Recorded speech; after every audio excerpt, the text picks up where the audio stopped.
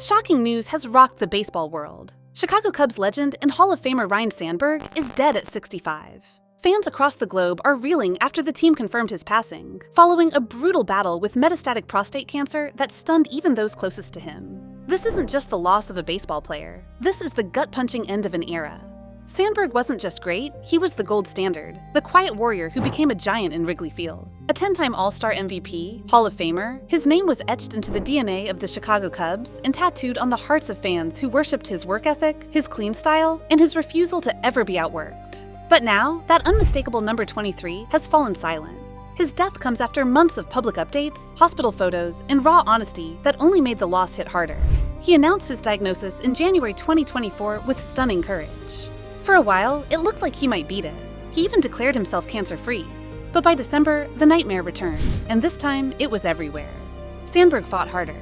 He endured stronger treatment. He smiled through the pain. And still, cancer won. In the aftermath, tributes are pouring in, from teammates, fans, rivals, and legends alike. But for many, it still doesn't feel real. Ryne Sandberg was supposed to be immortal. The quiet killer on the diamond who never cracked under pressure, who made diving stops look effortless, who made kids believe in loyalty and greatness. Born in Spokane and drafted by the Phillies, he arrived in Chicago in what many consider one of the most lopsided trades in MLB history, and transformed into a symbol of hope for a city starved for heroes. In 1984, he didn't just have a breakout year, he electrified a sport. That year's Sandberg Game, where he hit 2 game-tying home runs against the Cardinals, became a turning point, not just for his career, but for Cubs fandom as a whole. He didn't talk much, but when he played, he roared. Power, speed, precision, heart. Everything about him screamed legend, even though he carried himself like a humble grinder just happy to put on a uniform. And beyond the stats, it was his integrity that elevated him. 9 straight Gold Gloves, nearly 2,400 hits. But more importantly, 0 scandals, no ego, and unmatched loyalty. After briefly retiring in 1994, he returned not for glory, but because he couldn't stay away from the game he loved. His Hall of Fame speech in 2005 wasn't about personal glory. It was a call for professionalism, a tribute to tradition.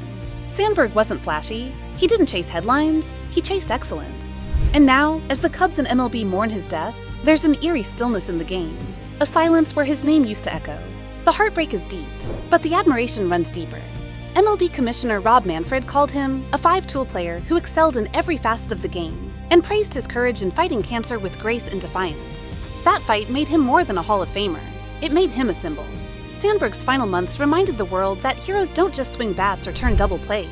Sometimes they face death with a quiet, unbreakable fire and inspire everyone watching. Behind the curtain of admiration, Ryne Sandberg was fighting a war that statistics couldn't quantify, a war against a silent, remorseless killer. The cancer he once appeared to have beaten came back with a vengeance, invading not just his body, but the collective spirit of those who had idolized him for decades. While Sandberg remained publicly composed, those close to him described a battle far more brutal than what fans ever saw. He endured grueling treatments that left him physically drained but emotionally defiant. Chemotherapy, radiation, immune therapy, he faced each with the same stoic intensity that had defined his playing career. Friends reported that he still followed Cubs games from his hospital bed, never missing a pitch, clapping weakly through wins and wincing through losses. He wasn't just a former player anymore. He was a symbol of human endurance. A man confronting mortality in full view of the people who once cheered for his home runs. Yet the emotional weight of that battle grew heavier with each passing month.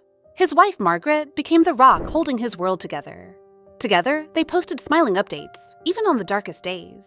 But behind those social media snapshots was a quiet devastation. A former athlete who had mastered his body now trapped in one that betrayed him daily. Sandberg's sons, Justin and Jared, took turns at his bedside, watching the man who once seemed indestructible shrink physically but expand spiritually. And for fans who revered him as an untouchable icon, the updates became harder to read. The contrast between the towering second baseman who once flipped double plays like clockwork and the fragile figure in hospital gowns was jarring, surreal. It wasn't just Ryne Sandberg who was hurting, it was the mythology of baseball itself being challenged. Then came the December announcement, a gut punch few were prepared for. The cancer had spread. It was in his liver, his lungs. It had slipped past the battlements and was ravaging his body with no intention of slowing down. Sandberg didn't sugarcoat it. In a brutally honest post, he wrote that the treatments would intensify and the road ahead would be harder than ever. There was no false hope, no grand declaration of victory, just a sober acknowledgement of reality and a silent promise to keep fighting. For fans and teammates alike, it was the equivalent of watching a general lead from the front lines while bleeding out. Even those who had played beside him, men like Mark Grace, Andre Dawson, and Greg Maddux, were shaken by his candor, often breaking into tears during interviews. And then the isolation began. As treatments grew harsher, visits became shorter, contact more limited. The once frequent posts slowed to a trickle. Fans who once rallied around Sandberg in stadiums were now rallying in prayer circles and online forums, desperately hoping for a miracle. Wrigley Field, his eternal battleground, felt hollow without him. Murals of his face, tributes in the stands, rhino signs held up by teary-eyed fans, all spoke of a man whose impact had stretched far beyond box scores and playoff dreams. Meanwhile, Sandberg's world shrank to sterile hospital rooms and soft beeps of medical machines, and the city of Chicago, where he had once been a titan, waited helplessly, knowing what was likely coming. But the cruelest part wasn't just the illness. It was that he had so little time to enjoy the peace he had earned. After decades of devotion to baseball, Sandberg had finally stepped back, settling into post-retirement life with family, fans, and foundations he supported. He had plans: speaking tours, charity events, mentoring programs. All of it was derailed in a matter of months. The man who gave his youth to the game was robbed of his twilight, and as the Cubs organization quietly prepared a contingency plan for the unthinkable, those closest to Sandberg began writing their goodbyes in silence, waiting for the moment when the legend would leave them, not in a thunderous farewell, but in a whisper. Then it happened. On a quiet Monday, July 29, 2025, the Chicago Cubs released a devastating statement confirming that Ryne Sandberg had died at the age of 65. The news spread like wildfire across sports networks, social media, and international headlines, each announcement echoing the same numbing truth. The heartbeat of Wrigley Field had stopped. Fans flocked to the stadium almost instinctively, leaving flowers, jerseys, handwritten letters, and candles outside the gates as if trying to patch a wound that would never truly heal. For a city that had watched Sandberg grow from a promising second baseman to a living legend, the loss wasn't just personal, it was seismic.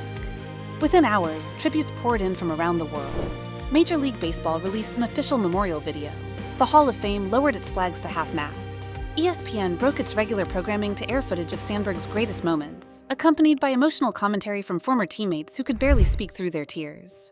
Inside Wrigley Field, a surreal quiet took over. The Cubs organization announced a 23-second moment of silence before their next home game, 1 second for each number Sandberg wore on his jersey. Fans cried openly in the stands. Broadcasters choked up live on air. The scoreboard simply read, Ryne Sandberg, 1959 to 2025, forever a Cub. It was as if the entire ballpark had become a cathedral of mourning, every seat occupied by someone grieving the loss of a man who had once made the impossible seem routine. The current Cubs roster took the field that night wearing commemorative patches and heavy hearts. Manager Craig Counsell, fighting back emotion in the dugout, said, "There's a hole in this clubhouse that can't be filled." Ryno wasn't just a legend, he was a North Star. Meanwhile, across the MLB, teams paused to honor Sandberg's legacy. The Phillies, where Sandberg's MLB story technically began, held a pregame tribute that included his brief but memorable time in their organization. In San Diego, in Atlanta, in New York, every ballpark that had once hosted him now mourned him. Former opponents like Ozzie Smith, Keith Hernandez, and Tony Gwynn Jr. shared emotional memories of battles with a player they feared, respected, and ultimately admired. "He killed us softly," Hernandez said on a late-night segment. "Ryno would take you apart piece by piece and never say a word about it. That's what made him dangerous. That's what made him great."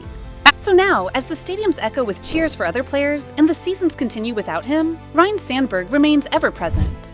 In every flawless 4-6-3 double play, in every child gripping a bat for the first time, in every fan who still believes that dignity and excellence can coexist. His number may be retired, his locker enshrined, but his influence is still alive.